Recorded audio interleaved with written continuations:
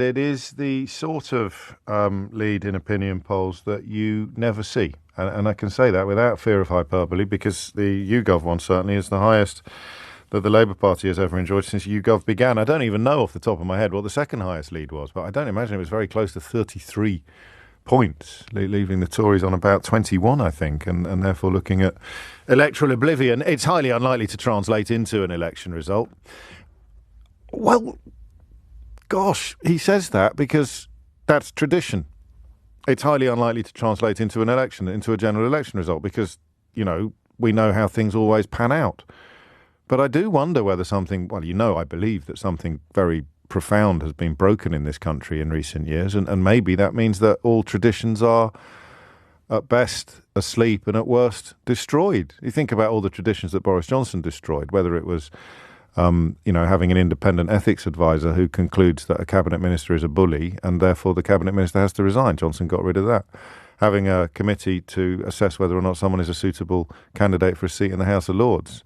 And then when the committee concludes that they're not, sending them away to rewrite it so that he can stick the son of a KGB spy in the House of Lords.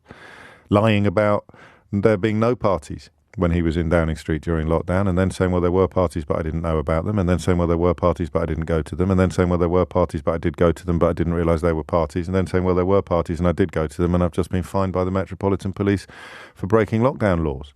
Sorry, officer, I didn't know I couldn't do that.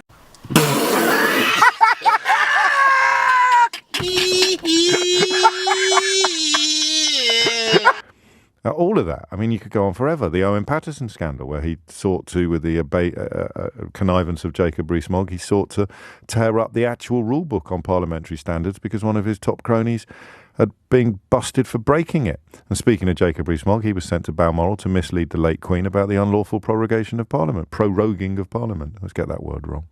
You could go on forever. And then, of course, one of the things, the soft principles, the ones that aren't written down, the ones that aren't explicit but are implicit that Boris Johnson broke, is the question of a resignation issue. There's no such thing in British politics at this point as a resignation issue. Even Chris Pincher tried to hang on, remember? Even Matt Hancock walked the plank. He wasn't pushed. He did it because he figured his own long-term career interests would be better served by a resignation than hanging on like a wounded animal. Under Boris Johnson's premiership, the notion of a resignation issue disappeared. Not forever. It can't be forever. We won't let it be forever. But under Boris Johnson's premiership, the notion of a resignation issue ceased to exist in government. That's objectively incredible. And you don't have to go back far to remember the last one. It was Amber Rudd under Theresa May. It was even Priti Patel under Theresa May after she lied about secret meetings with the foreign government. Behaviour that, under Boris Johnson's leadership, merited a promotion. Under Theresa May's, it merited a dismissal. So the notion of a resignation issue has disappeared for the time being. And I don't see it coming back anytime soon when the Chancellor of the Exchequer has already been responsible for the biggest self-imposed fiscal disaster in the history of these islands.